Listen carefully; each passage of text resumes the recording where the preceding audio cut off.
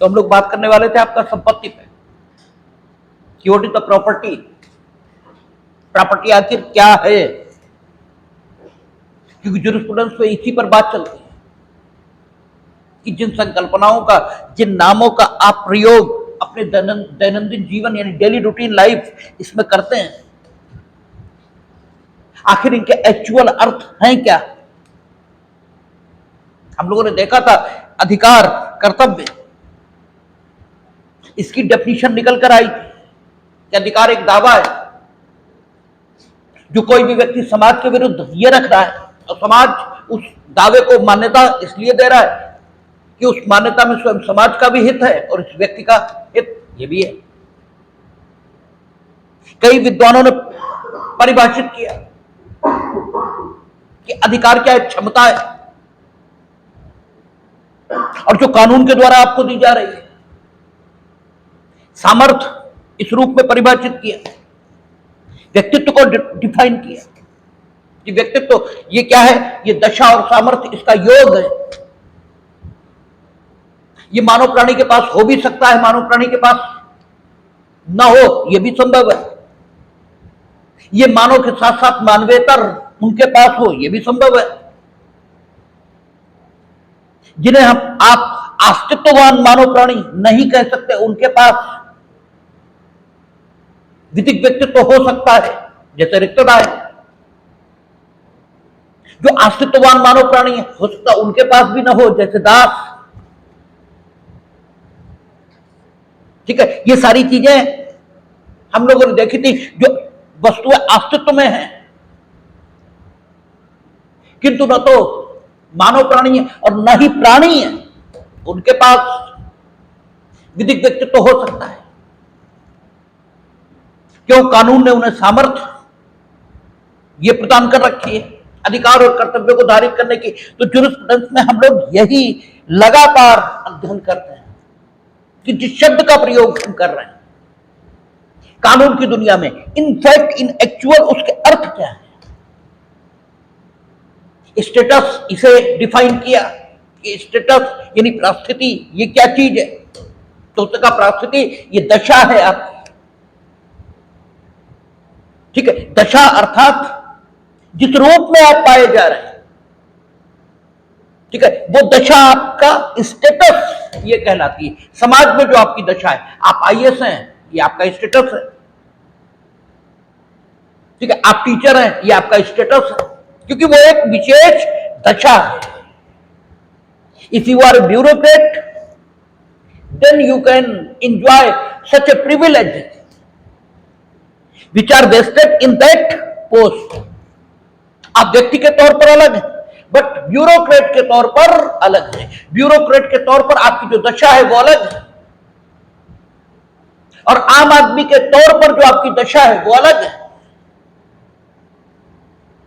ठीक है, तो विशेष दशा इसे स्टेटस ये कहा जाता है, और ये स्टेटस सिर्फ कानून के द्वारा आपको प्रदान किया जाता है, और साथ ही इस स्टेटस से कुछ विशेष सामर्थ्य ये जुड़ी रहती है कानून के मुताबिक। तो आप में विधिक व्यक्तित्व ये निर्मित होना शुरू हो जाता है। इस प्रकार की डेफिनेशन, इस प्रकार की व्याख्याएं हम लोगों ने पीछे देखी हैं। अब बात चलती है संपत्ति क्या है, प्रॉपर्टी क्या है।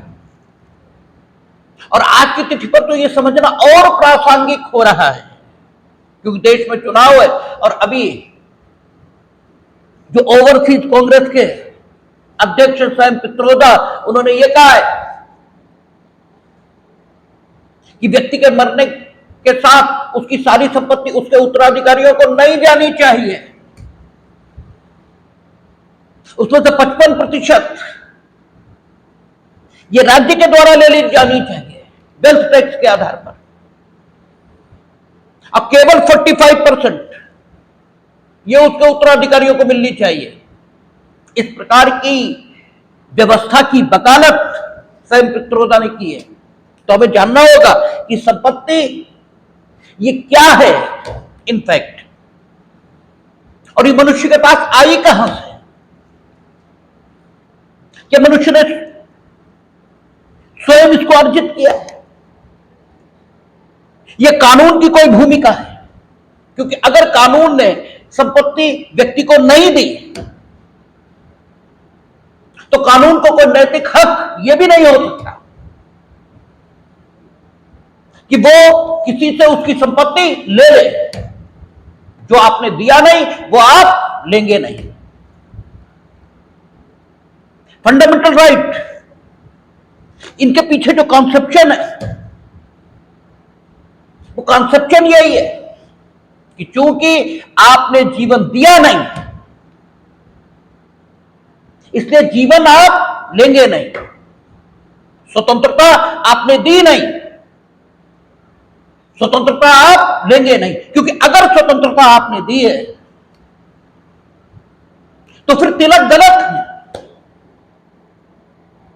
क्योंकि तिलक कहते हैं स्वतंत्रता हमारा जन्म सिद्ध अधिकार है और इसे हम लेकर रहेंगे। इसका मतलब यह है कि अगर आपने दी, मीनिंग देयर बाई विधिक व्यवस्था ने स्वतंत्रता दी है, तो फिर विधिक व्यवस्था से स्वतंत्र होने का दावा कोई नहीं कर सकता। जबकि संकल्पना नकारात्मक है। व्यक्ति तब तक स्वतंत्र रहेगा, व्यक्ति स्वतंत्र पैदा हुआ स्वतंत्र मरेगा। अगर वो कुछ गलत करेगा तो कानून को हक होगा कि वह उसकी स्वतंत्रता को बाधित कर दे। विधि ने स्वतंत्रता नहीं दी। अगर विधि ने स्वतंत्रता दी, ये संकल्पना आ गई, ये कॉन्सेप्शन आ गया, तो अकारण आप कुछ भी न करो तो भी कानून के द्वारा आपकी स्वतंत्रता को वापस लिया जाना नैतिक दृष्टिकोण के आधार पर गलत नहीं कहा जा सकता। और विधि हमेशा नैतिकता को फॉलो करेगी। और जब विधि हमेशा नैतिकता को फॉलो करेगी तो सीधी बात है कि अगर स्वतंत्रता कानून ने दी है तो कानून को उसे निराधार वापस ले लेने का पूरा हक यह है और आप कहीं कोई शिकायत नहीं कर सकते। तो संपत्ति क्या मनुष्य के पास कानून के द्वारा प्रदत्त है,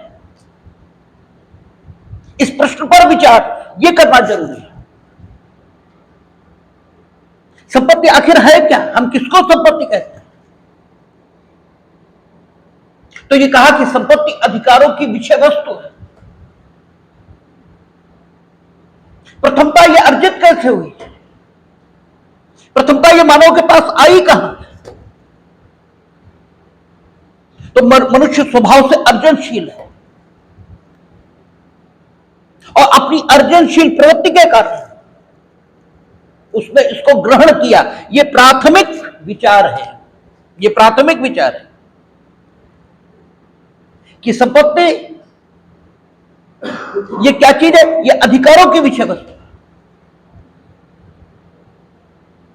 संपत्ति ये बिल्कुल प्राथमिक विचार है। धीमे धीमे संपत्ति इसमें अधिकार शामिल होते जाएंगे, धीरे धीरे अधिकार शामिल होंगे। लेकिन बिल्कुल शुरुआत की बात करें तो संपत्ति एक पदार्थ के रूप में हमारे सामने आती है। संपत्ति एक पदार्थ जिसका बार बार उपयोग यह किया जा सकता है और अपनी इस वृत्ति और प्रवृत्ति के कारण संपत्ति एक तथ्य होते हुए भी भारतीय साक्ष्य अधिनियम उसमें वर्णित तथ्यों से अलग हो जाती है, क्योंकि वहां तथ्य ऐसे हैं जिनका बार बार उपयोग नहीं हो सकता। संपत्ति एक घटना इससे भी अलग हो जाती है, क्योंकि घटना भी एक बार घटती है। संपत्ति एक पदार्थ और संपत्ति एक पदार्थ है और वो पदार्थ स्वयं में कैसा है उसका बारंबार उपयोग ये संभव है। लेकिन क्या पदार्थ ही संपत्ति है? अगर पदार्थ है और आपका उससे कोई संबंध नहीं है तो वो पदार्थ संपत्ति रहे, आपके लिए वो संपत्ति कहां है? बैंकों में रुपए रखें, आप बैंक में कैशियर हो, लेकिन आपका तो रुपए से कोई संबंध नहीं। जब आपका रुपए से संबंध नहीं है तो वो रुपया आपके लिए संपत्ति कहां है?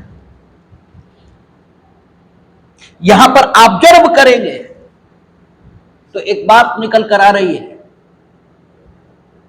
कि संपत्ति सिर्फ पदार्थ नहीं है,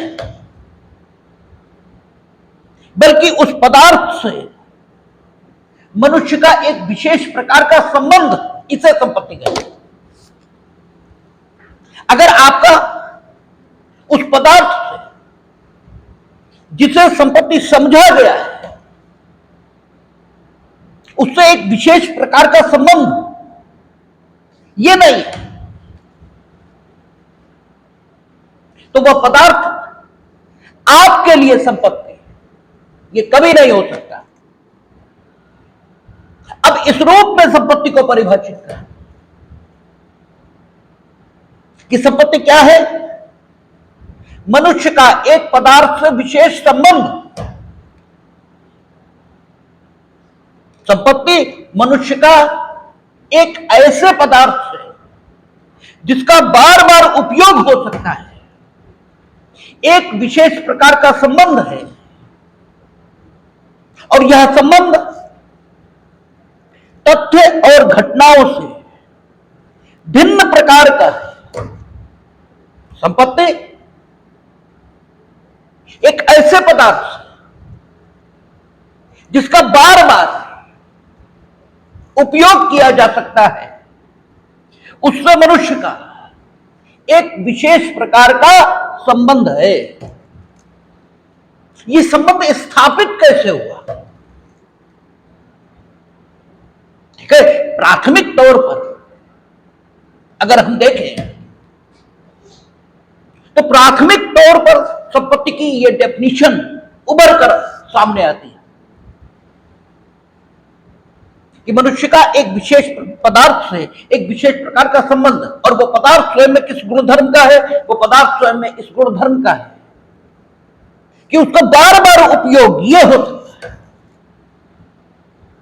ऐसे पदार्थ से मनुष्य का जब विशेष प्रकार का संबंध स्थापित होता है, इस संबंध को ही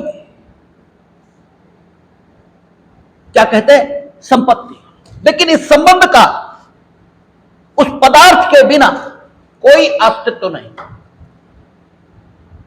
उस पदार्थ का इस संबंध के बिना मनुष्य के लिए कोई मतलब ये नहीं। इसीलिए कुछ विद्वानों ने इस संबंध को संपत्ति कहा है और कुछ विद्वानों ने इस संबंध की जो विषय वस्तु अर्थात पदार्थ है उसको संपत्ति कहा है और कुछ ने दोनों को संपत्ति कहा है। यानी संपत्ति अधिकार भी है, संपत्ति अधिकारों की विषय वस्तु भी है और संपत्ति अधिकार और विषय वस्तु दोनों है। ये हम लोग ट्रांसफर ऑफ प्रॉपर्टी एक्ट में जो संपत्ति की परिभाषा पढ़ते हैं, क्या कहता है? भूमि के नीचे का जो भूतल है वो, भूमि के ऊपर का आकाश और भूगर्भ वस्तुएं और भौमिक अधिकार जो भूमि से लाभ प्राप्त करने के आपको अधिकार प्राप्त में भी संपत्ति मान लिया। इस संबंध के बिना यह पदार्थ संपत्ति नहीं, और यह पदार्थ इस संबंध के अभाव में मनुष्य के लिए किसी व्यवहारिक उपयोग का नहीं। तो अधिकार भी संपत्ति है, अधिकारों की विषय वस्तु यह भी संपत्ति है और विषय वस्तु और अधिकार दोनों मिलकर यह भी संपत्ति की रचना ये करते हैं। और संपत्ति की यही डेफिनेशन आप कहां देखेंगे? इंग्लैंड में जो संपत्ति को डिफाइन करने वाले अधिनियम हैं उनमें। हमारे यहां संपत्ति की डेफिनेशन करने वाले अधिनियम, चाहे वो ट्रांसफर ऑफ प्रॉपर्टी एक्ट हो या अन्य कोई अधिनियम, वे सारे के सारे संपत्ति की व्याख्या इसी प्रकार करते हैं। संपत्ति आखिर आई कहां से? तो कहते हैं मनुष्य अर्जनशील है, मनुष्य की स्वाभाविक वृत्ति है। स्वाभाविक वृत्ति ये कहते किसको? Natural instinct. नेचुरल इंस्टिंक्ट वो है जो कुदरत ने आपको दी है। ठीक है, जैसे आप देखें शेर के बच्चे की नेचुरल इंस्टिंक्ट कि वो मांस ही खाएगा,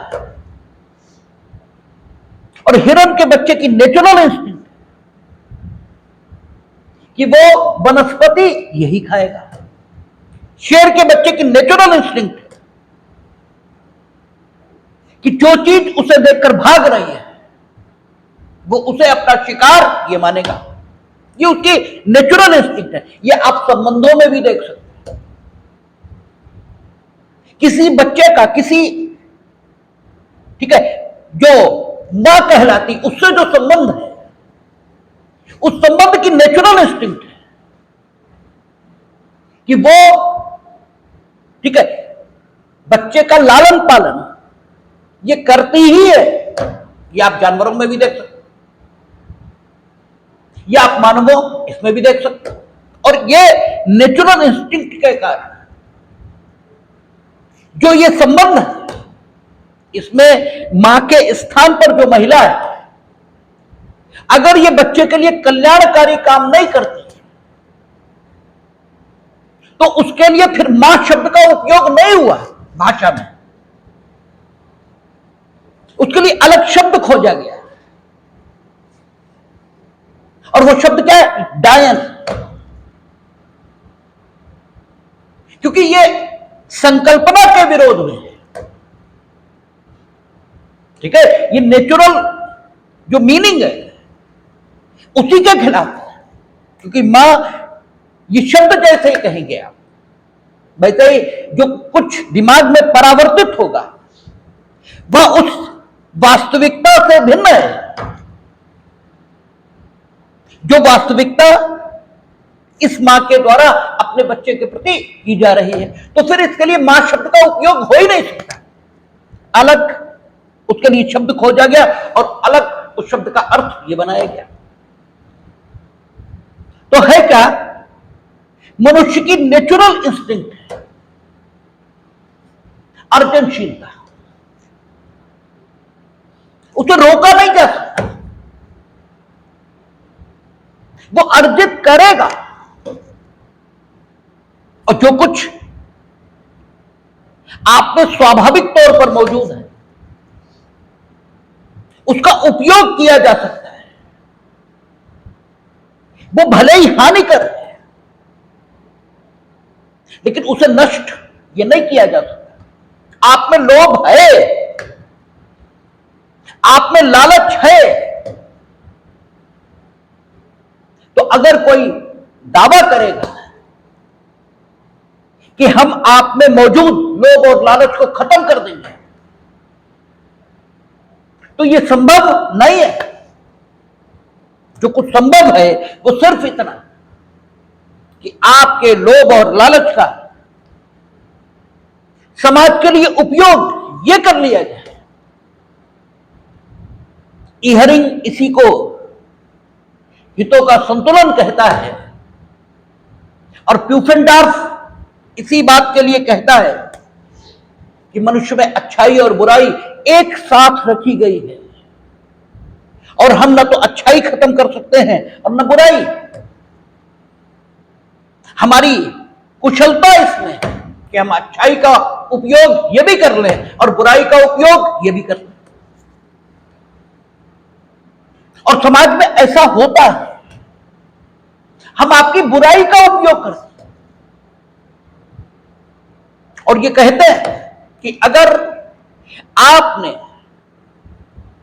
रिमोट एरियाज में इंडस्ट्री लगाई, हम बिजली में छूट दे देंगे आपको, हम आपके लालच का ही उपयोग ये कर रहे हैं, ठीक है, for the welfare of the society. हम आपको उकसा रहे हैं और आपकी इस वृत्ति और प्रवृत्ति का उपयोग समाज के भले के लिए ये किए ले रहे हैं। हम जो कुछ कर सकते हैं सिर्फ इतना ही, मनुष्य स्वभाव से अर्जनशील ये है, वो अर्जित करेगा और जब वो अर्जित करेगा तो उसने जो कुछ श्रम से अर्जित किया है उसे अगर आप छीनेंगे तो एक और उसकी अर्जनशीलता की वृत्ति पर प्रतिबंध यह आएगा, तो वो हतोत्साहित होगा और चूंकि वो उसकी मूल वृत्ति है इसलिए छूटेगी तो नहीं, और जब नहीं छूटेगी तो सामाजिक संघर्ष इसे बढ़ावा मिलेगा। इसलिए सैद्धांतिक दृष्टिकोण से सैम पित्रोदा की यह बात बिल्कुल गलत है। सैद्धांतिक दृष्टिकोण से अगर आप ये कहेंगे तो ये बिल्कुल ठीक नहीं है, कहीं से ठीक नहीं, क्योंकि आप मनुष्य की मूल वृत्ति उसे खत्म नहीं कर सकते। हां, ये ठीक है कि टैक्सेस लगाए जाए, क्योंकि नो डाउट आप जब भी संपत्ति का अर्जन ये करते हैं तो कुछ विशेषाधिकार इनका उपयोग ये करते हैं आप। विशेषाधिकार मीनिंग देयर बाय जो समाज में मौजूद संसाधन है उनका आप कुछ ज्यादा उपयोग ये करते हैं समाज के अन्य व्यक्तियों की अपेक्षा, क्योंकि आपने मॉल प्रोड्यूस किया तो सड़क इससे भेजा, तो सड़क का उपयोग हमसे ज्यादा किया, तो नो डाउट आपने जो वेल्थ कमाया, आपने जो संपत्ति कमाई उसमें समाज का कुछ हिस्सा होना चाहिए और समाज का वह हिस्सा माननीय उच्चतम न्यायालय ने लिया जाना उचित ठहराया है। हम लोगों ने पढ़ा था कंपनसेटरी टैक्स का फार्मूला ये विकसित किया था, प्रतिकरात्मक, ठीक है, आपका कर ये कंपनसेटरी टैक्स ये लिए जाए। लेकिन अगर आप टैक्स इस सीमा तक बढ़ाओगे कि वह प्रतिकरात्मक इस परिभाषा से बाहर वो प्रतिकरात्मक के बजाय बाध्यता बन जाए, बोझ बने, तो रिवोल्ट होना तय है। और जो कानून और व्यवस्था लाई गई वो समाज में शांति की स्थापना के लिए, न कि क्रांति इसके सूत्रपात के लिए। शांति और व्यवस्था यह होनी चाहिए, क्रांति भी शांति और व्यवस्था इसी के लिए होती है। युद्ध तो राम ने भी किया, युद्ध तो कृष्ण ने भी किया और युद्ध पांडवों ने भी किया, जिनके बारे में स्वयं कृष्ण ये कहते हैं कि वो धर्म युद्ध है। और युद्ध कौरव भी कर रहे हैं, समान कर्म दोनों कर रहे हैं, तो फिर वो धर्म युद्ध क्यों कर रहे हैं और ये अधर्म का युद्ध क्यों कर रहे हैं? काम तो दोनों ये कहीं कर रहे हैं। तो एक शांति और मानव मूल्य इनकी स्थापना के लिए युद्ध कर रहा है और दूसरा अपने व्यक्तिगत हितों के लिए। युद्ध ये केवल शांति और मानव मूल्यों की स्थापना के लिए होना चाहिए। अगर ऐसा हो रहा है तो ठीक है, ऐसे ही कानून और व्यवस्था इसका एकमात्र उद्देश्य है शांति की स्थापना, यह होना चाहिए। अगर कानून और व्यवस्था इसकी स्थापना का उद्देश्य ठीक है, ये शांति और व्यवस्था नहीं है, तो उस कानून और व्यवस्था को ठीक नहीं कहा जा सकता। स्वयं पित्रोदा जो कुछ कह रहे हैं, इससे शांति और व्यवस्था ये नहीं बनेगी। जब शांति और व्यवस्था नहीं बनेगी तो इसको ठीक नहीं कहा जा सकता। अर्जनशीलता ये मनुष्य का गुण है। आप अगर उससे जो कुछ उसने अर्जित किया वो इस सीमा तक छीनेंगे या इस सीमा तक छीनने की वकालत करेंगे तो ये बात बिल्कुल 100% गलत है। आप जो कुछ उससे ले सकते हैं वो प्रतिकारात्मक होना चाहिए, वो कंपनसेटरी होना चाहिए, वो इस प्रकार की चीज नहीं होनी चाहिए। है क्या?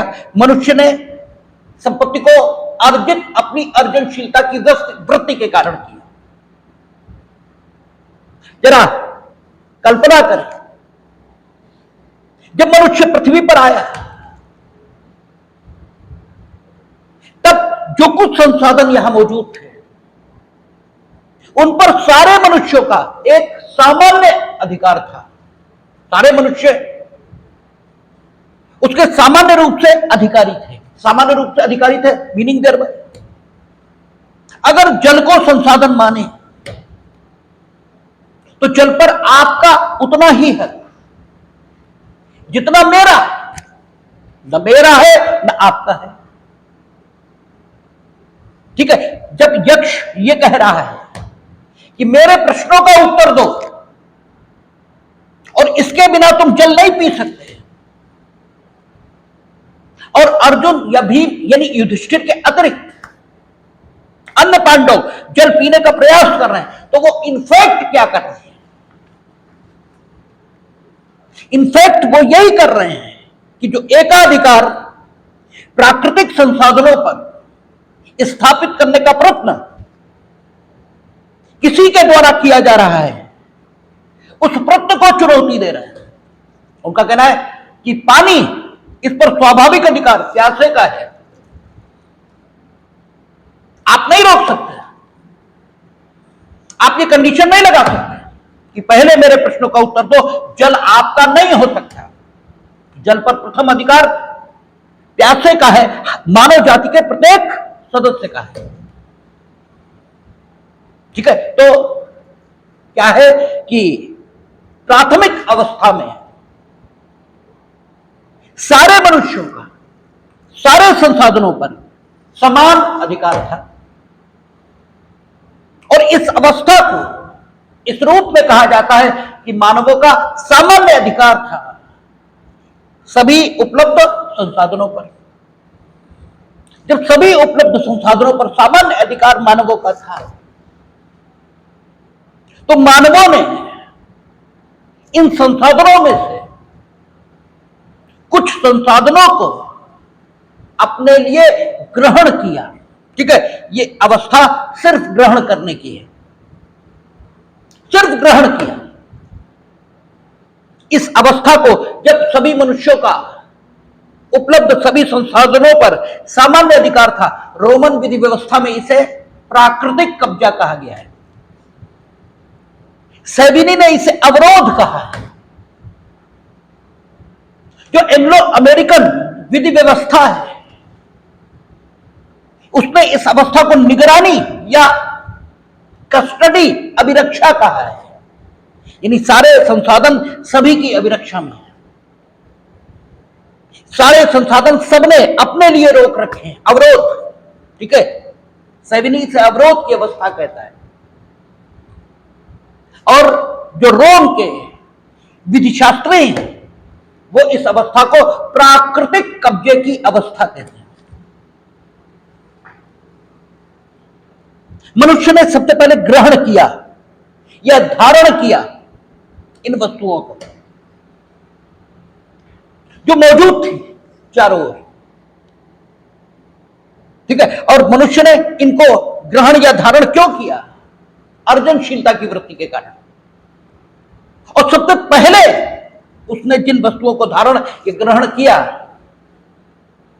वे आपका हथियार, खेती में काम आने वाले औजार, जानवर, ये चीजें थी। तो प्राथमिक तौर पर यही संपत्ति बनी। पहले उसने ग्रहण या धारण किया,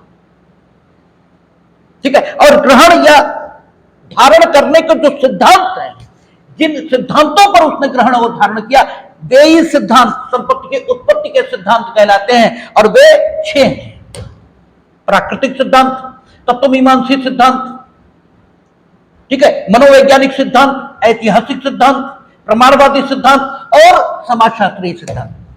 हमने कहा था सिद्धांत यानी थियरी, वो ये बताती है कि जो कुछ है वो क्यों है, और कॉन्सेप्ट ये बताता है कि जो कुछ कहा जा रहा है उसकी विशेषताएं क्या है, वो आपके दिमाग में परावर्तित होती हैं। कॉन्सेप्ट और थियरी, इसके बीच अंतर यही होता है। तो मनुष्य ने इस प्रॉपर्टी को पहली बार ग्रहण किया। ये ग्रहण करने के जो सिद्धांत हैं, कैसे उसने ग्रहण किया, इसी के बारे में 6 सिद्धांत प्रचलित हैं, और वे ही संपत्ति के उत्पत्ति के प्राथमिक सिद्धांत हैं। उन्हीं को संपत्ति की उत्पत्ति का प्राथमिक सिद्धांत ये कहा गया है। लेकिन सबसे पहले जो अवस्था थी वो ग्रहण की अवस्था थी। ग्रहण किया, धारण किया। मनुष्य ने उन संपत्तियों को जो पृथ्वी पर उसके सामान्य अधिकारों की विषय वस्तु के रूप में मौजूद थी, अर्थात जिस पर समस्त मानव प्राणियों का समान अधिकार था, उनमें से कुछ को उसने ग्रहण किया, धारण किया। ये ग्रहण और धारण करना कुछ दिनों बाद इस इच्छा से समर्थित हो गया कि मनुष्य ने ये इच्छा अभिव्यक्त करनी शुरू कर दी कि जो हमारे द्वारा ग्रहण या धारण हो गई उसका उपयोग अन्य लोग नहीं करेंगे।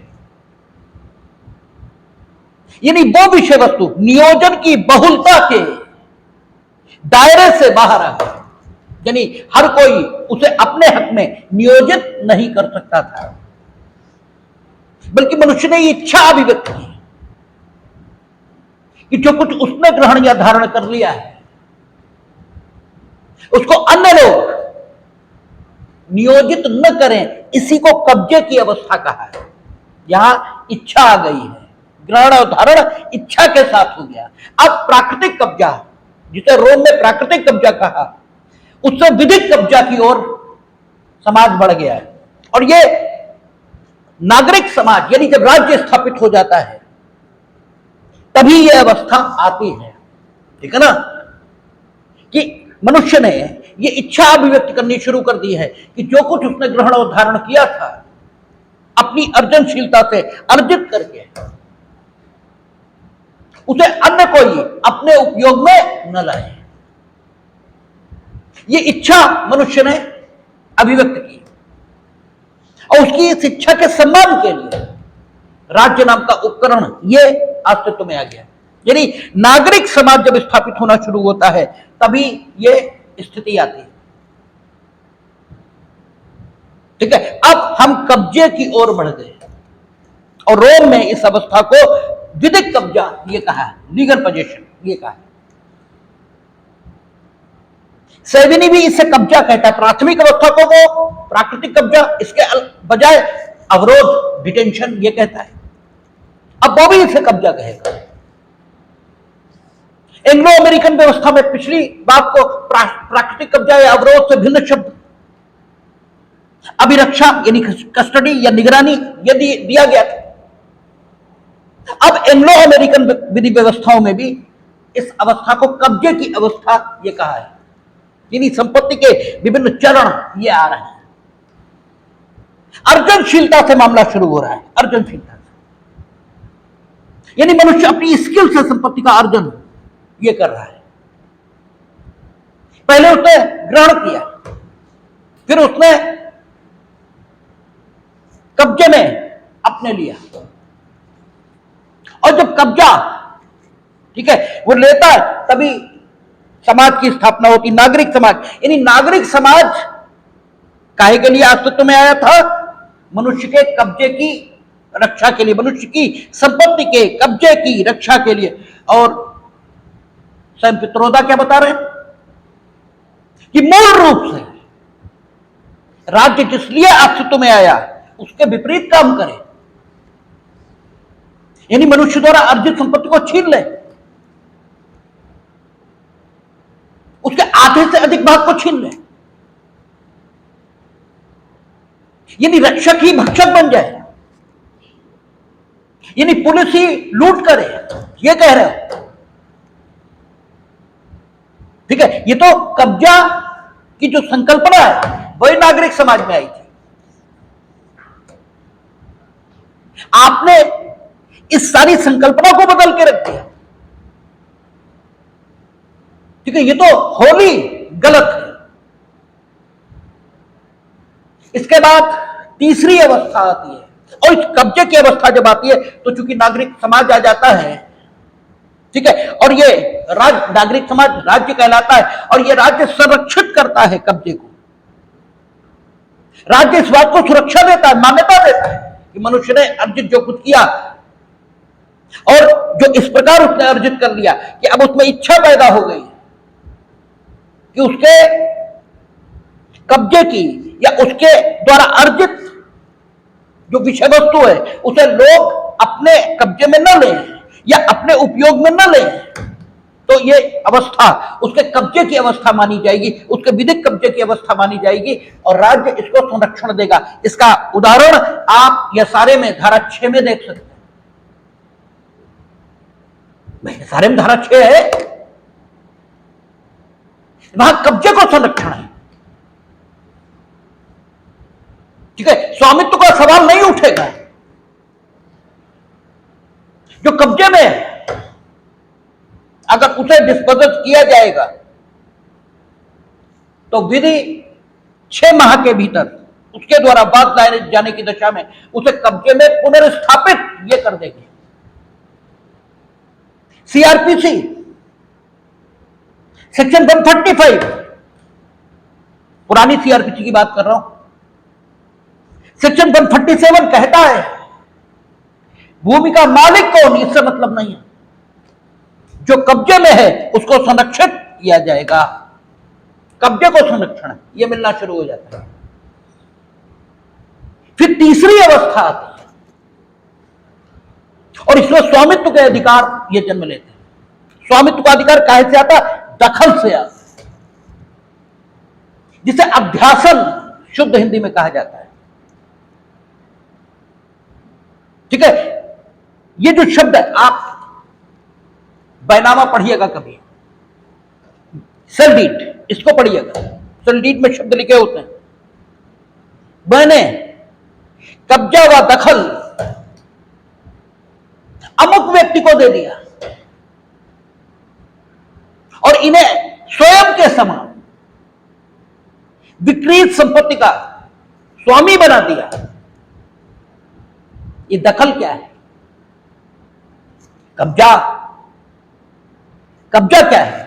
दखल क्या है? चीजों को याद कर लेना। अगर आपने चीजों को रट लिया है, याद कर लिया है, तो आप चीजों के जानकार थोड़े ही हो गए। चीजें इनफैक्ट क्या है ये तो मालूम होना चाहिए। तो दखल क्या है? दखल तीसरी अवस्था है। संरक्षण राज्य का कब्जे की अवस्था इसी में मिल गया, ठीक है ना।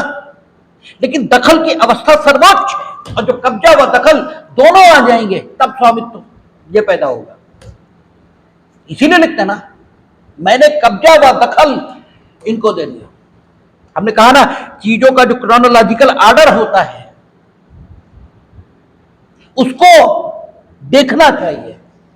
कहते हैं ना, ठीक है, हनुमान जयंती में निकली तो कहते हैं बल बुद्धि विद्या देव मोहि, यानी बल ये पहली चीज है, विद्या नहीं है पहली चीज। क्योंकि विद्या आएगी ही तब जब शरीर बलशाली हो, यानी स्वस्थ हो। आप तो पूछते क्या किए, पढ़े क्यों नहीं, तो कहते तबीयत खराब थी।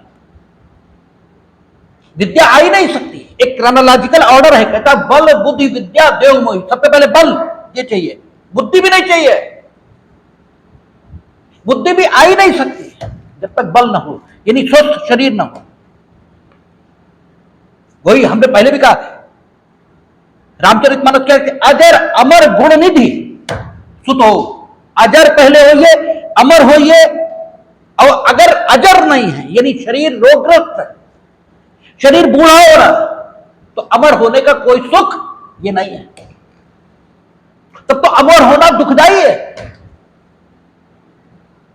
ठीक है। और गुणनिधि, इसे हुए बिना अमरता का कोई मूल्य ये नहीं है, तब तो आप समाज के लिए दुखदाई हो जाएंगे। इसलिए क्रोनोलॉजिकल ऑर्डर है का अजर अमर गुणनिधि सुतो। फिर कहता है, इधर कहता है, ठीक है, बल बुद्धि विद्या देवमोहि। हर चीज का एक क्रोनोलॉजिकल ऑर्डर है। स्वामित्व तो बाद की चीज है, कब्जा और दखल पहली चीज है। ये दखल क्या है? कहता है कि जब स्थायी अधिग्रहण का भाव ये आ जाए संपत्ति के प्रति, जो कुछ अर्जित किया उसका स्थायी अधिग्रहण का भाव आ जाए, और इस स्थायी अधिग्रहण को इच्छाओं का सामंजस्य बिठाने वाले जो विधि के मूल नियम है, विधि के मूल नियम क्या है? इच्छाओं में सामंजस्य बिठाना, ठीक है ना।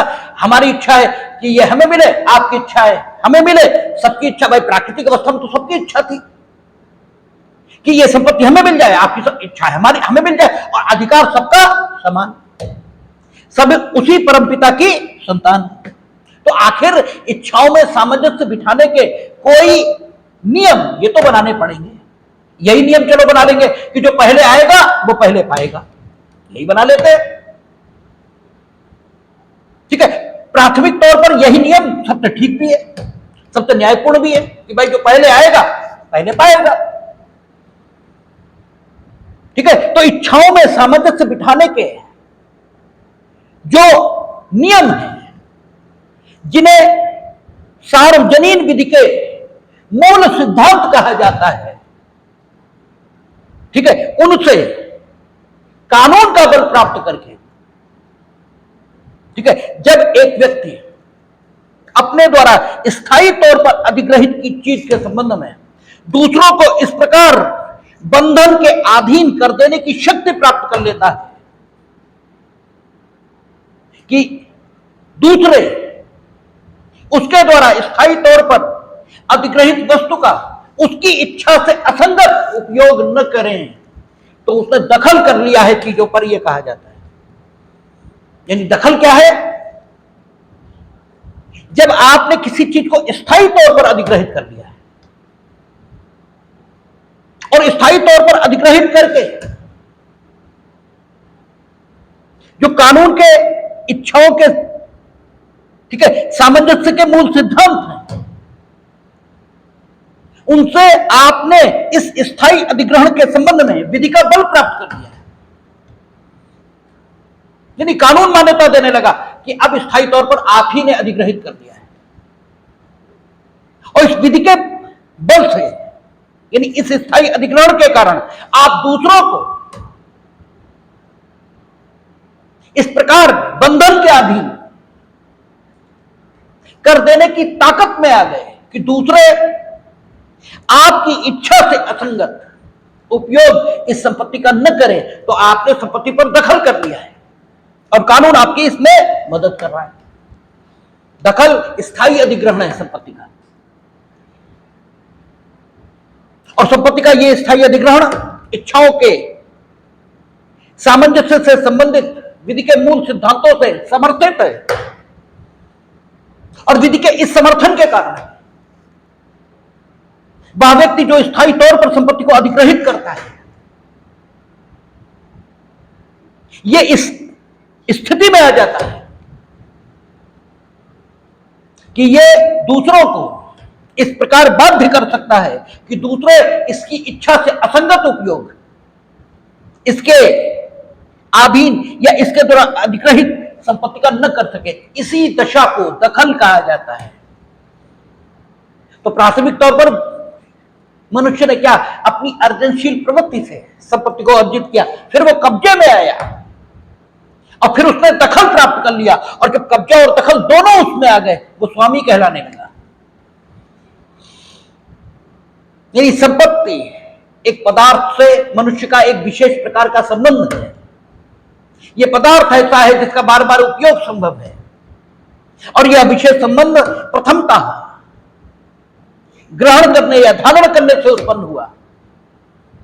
कालांतर में यह कब्जे में परिवर्तित हुआ जब मनुष्य ने अपने द्वारा धारित वस्तुओं से दूसरों को बहिष्कृत करने की इच्छा अभिव्यक्त की और उसकी इस इच्छा को कानून से समर्थन मिला, तब इस ठीक है अर्जन को कब्जा यह नाम दिया गया। और जब यह कब्जा स्थायी तौर पर अधिग्रहण में बदल गया और इस अधिग्रहण ने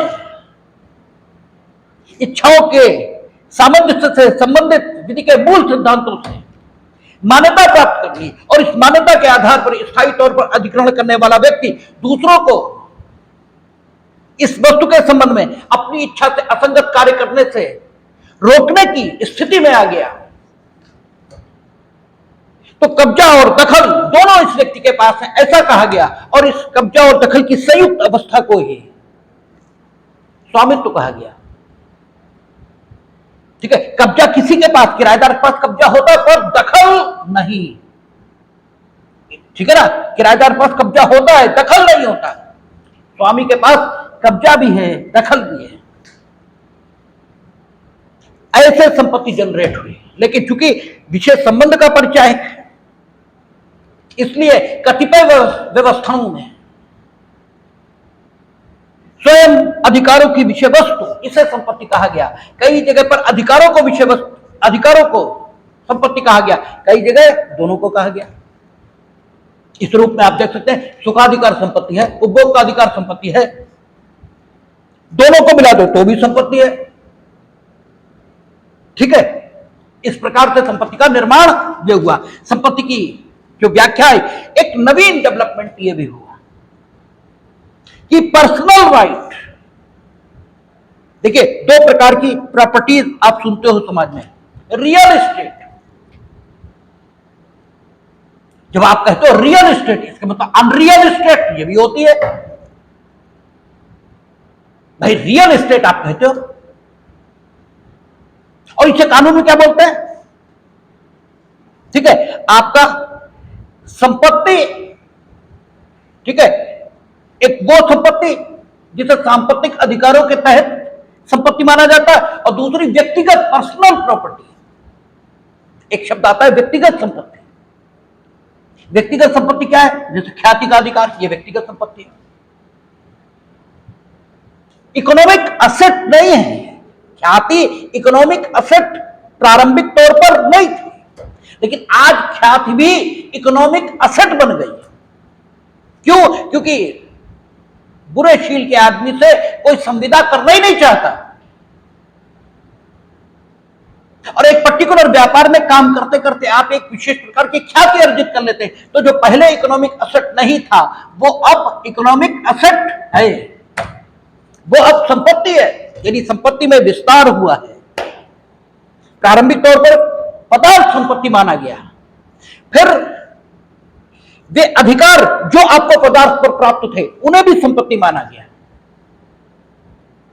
और फिर कालांतर में वे अधिकार जो व्यक्तिगत रूप से आपको प्राप्त थे, और व्यक्तिगत रूप से आपको अधिकार आते कहां से? संविधाओं से। हमने आपको लोकलक्षी और व्यक्तिलक्षी अधिकार बताए थे। पब्लिक राइट कानून से मिलते हैं और पर्सनल राइट संविदा से मिलते हैं। ठीक है, तो जो व्यक्तिलक्षी अधिकार थे जो आपको संविधाओं से मिले, वे भी आज की तिथि पर संपत्ति माने जाते हैं। ठीक है, तो संपत्ति में विस्तार हुआ है, और यह विस्तार और तेजी से हुआ जब से विभिन्न संविधानों में, विभिन्न देशों के संविधानों में संपत्ति के अधिकार को शामिल किया। हमारे यहां भी कर दिया। हमने आपसे चर्चा की कि पहले तो संपत्ति का अधिकार मूल अधिकार के तौर पर यह रखा था।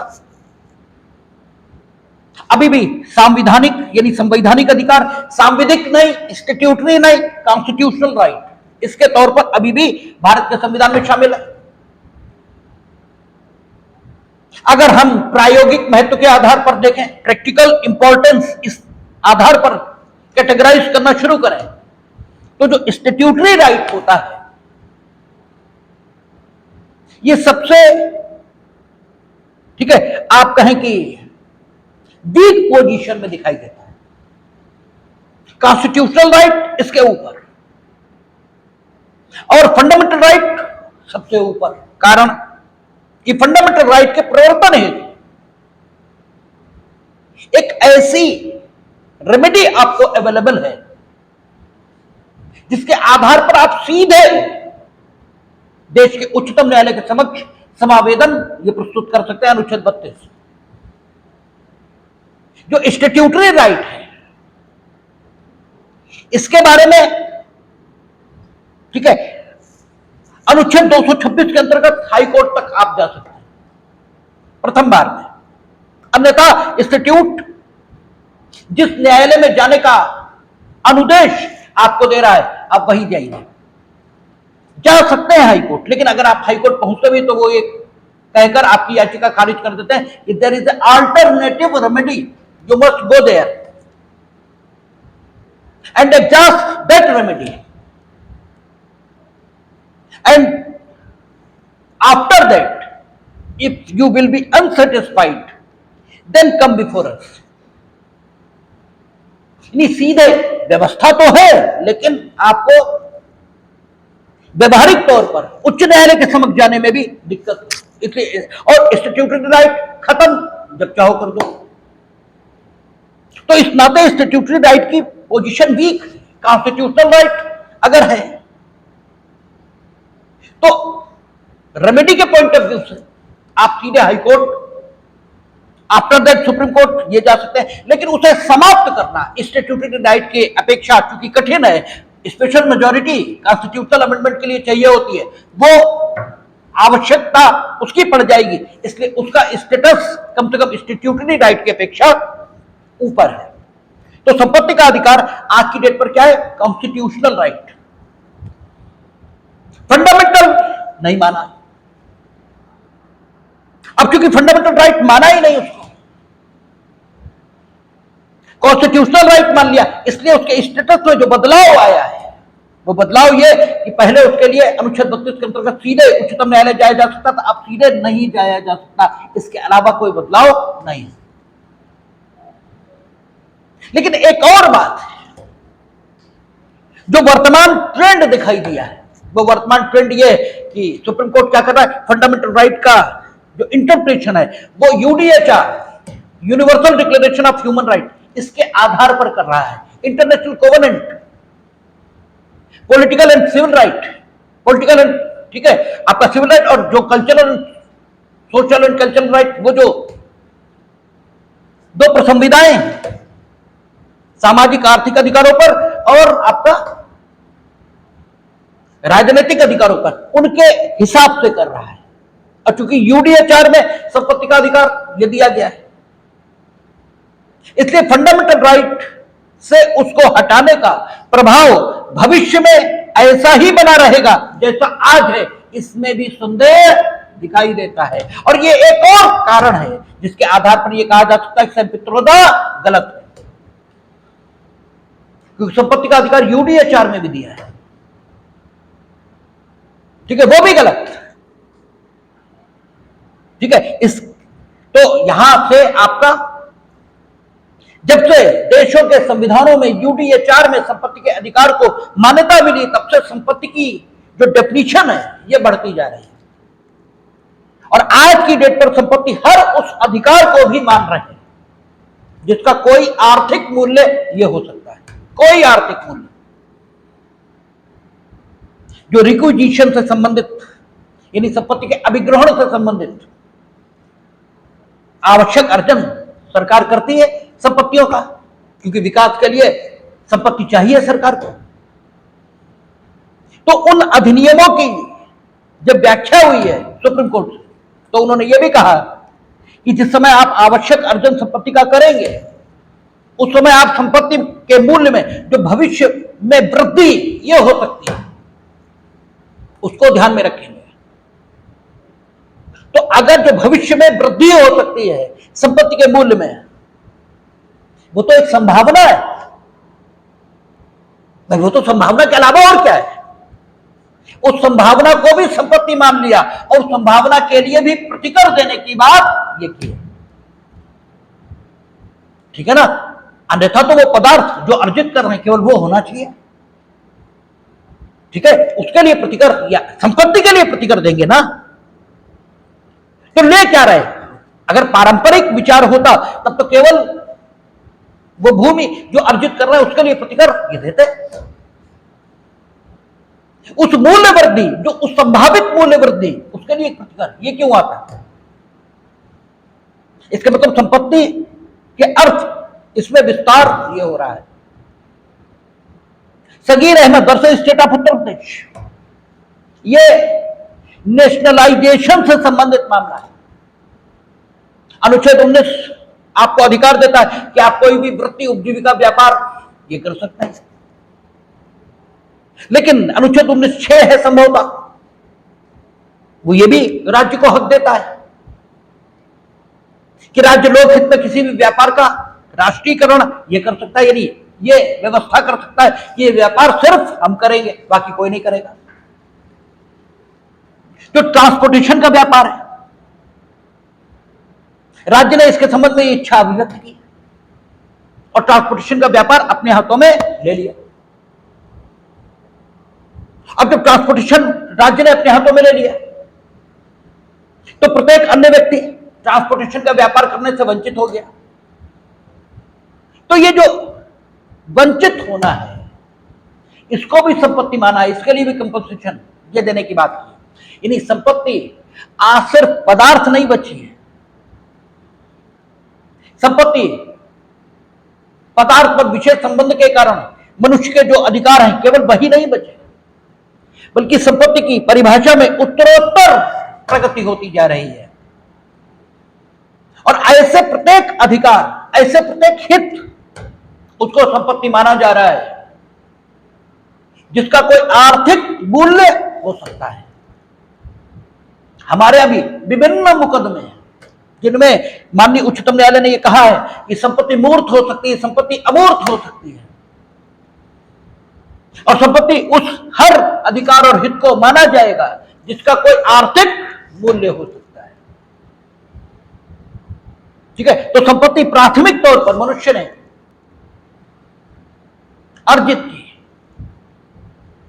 अर्जन के विभिन्न सिद्धांत जरूर हैं, लेकिन सारे सिद्धांत इस बात पर एक मत है कि मनुष्य ने अपनी अर्जनशीलता की प्रवृत्ति के कारण इस संपत्ति को अर्जित किया। और जब मनुष्य ने स्वयं, अर्जन श्रमसाध्य प्रक्रिया है, मिल नहीं गई, मिल जाना अलग है और अर्जन ये अलग है। अर्जन अलग बात, मिल जाना अलग बात। तो चूंकि अर्जन किया है मनुष्य ने, तो राज्य